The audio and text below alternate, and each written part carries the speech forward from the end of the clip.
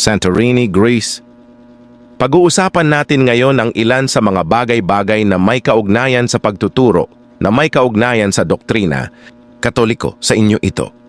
Kung totoo na kayo ang tunay na itinayo na iglesia ng Panginoong Hesus, bakit majority, maybe, lahat sa inyong mga doktrina ay kabaliktaran sa nakasulat? Lihis o wala talaga sa Bible? Karamihan sa mga ito ay kalaban sa nakasulat. Tapos sasabihin ninyo na kayo yung itinayo ng Panginoong Hesus. Kahit hindi pa rin ito naitayo sa ngayon, inangkin nyo na. But granting without accepting. Sige, paano ito ngayon? Inangkin nyo na kayo ang tunay, pero ang doktrina ninyo ay baliktad sa nakasulat. How can you justify with this? May babasahin ako. Dito sa aklat ni Matthew 15:9. Datapuat walang kabuluhan ang pagsamba nila sa akin na nagtuturo ng kanilang pinakaaral ang mga utos ng mga tao. Oh, paano ngayon yan, brother? Saan sa Bible ang rosary? Child baptism, pista, Passion of Christ. Iparada ang santong kahoy, bato o plastic, idolatry yan. Di ba pumapayag kayo sa mga ganito?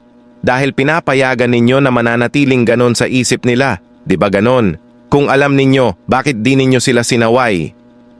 Parang di nyo talaga alam ang mga ganitong bagay.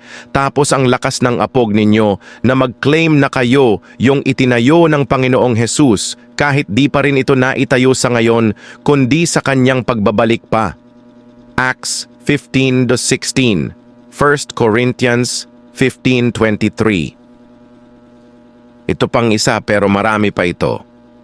Sabi ni Jesus Christ, huwag tawaging ama ang sinuman, ito ay subject for further explanation. No, dahil ang tinutukoy niya dito ay ama sa mga bagay panrelihiyon. Bukod ito sa ating biological father.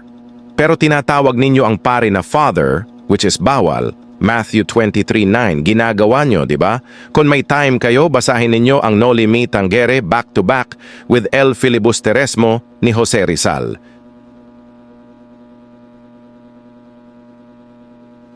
Bakit naman tayo napunta sa Noli Me Tangere at El Filibusterismo? Kasi nga, malaki ang impluensya niyan sa paniniwalang nyong naliligaw. Yung dalawang libro na yan ay isa sa matinding dahilan kaya pinapapatay siya ng mga paring dayuhan. Soft touch, warm night, your arm around me so tight. Hearts beating in rhyme, lost in love time. Eyes